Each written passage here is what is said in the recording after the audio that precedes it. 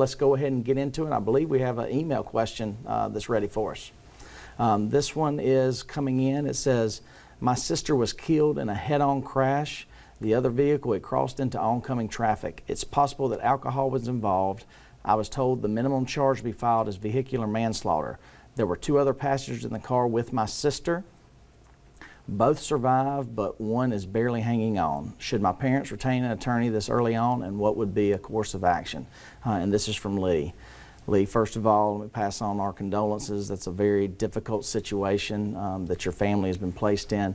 But the short answer is yes, they need to retain someone sooner rather than later. There's several issues in play here.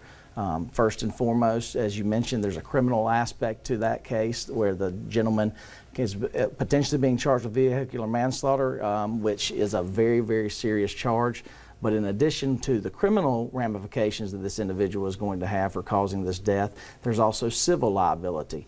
And you want to make sure, in today's age, as we've talked about many times on this show, there's a lot of camera and video footage that you want to make sure and secure and preserve sooner rather than later. And it's important to get a law firm involved so that it has the resources to make sure that that stuff is maintained, because many of those items will roll over and be lost if not captured very quickly after the accident. So you want to make sure you have all of that evidence so that it's preserved and can be utilized if needed to pursue claims. In addition to the liability of the gentleman that caused the wreck, there's also always the possibility there may be what's called a dram shop case. And dram shop liability is when a bar or server of liquor provides alcohol either to someone underage or someone that is habitually addicted to alcohol. And that's legal nuances and a tough standard, but it's something that has to be explored. And if you don't get on top of that early on and try to get the evidence, whether it be from credit card receipts, videos in the establishment where this individual might have been and it was served in advance, that information could be lost and no longer available to you. So you want to make sure and get that quickly. And then, as you mentioned, the other passengers and your parents have what's called a wrongful death case.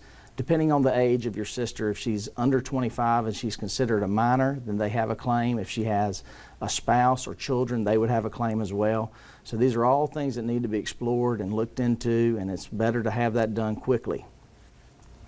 Kelly, I know you and I have handled many of these types of cases, and just it's important. I mean, you've seen it. Talk a little bit about, getting the video and the things, the difficulties if you don't have that. Exactly. We had another case not too long ago where we were able to get information very, very quickly in order to be able to prove where our deceased client had been.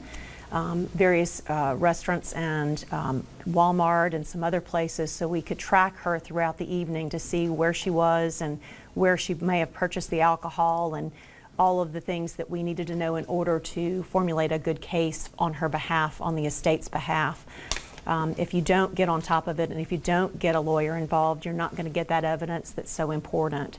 So, and this was a minor, unfortunately, who was killed, and so it was a little bit different than if the person is an adult.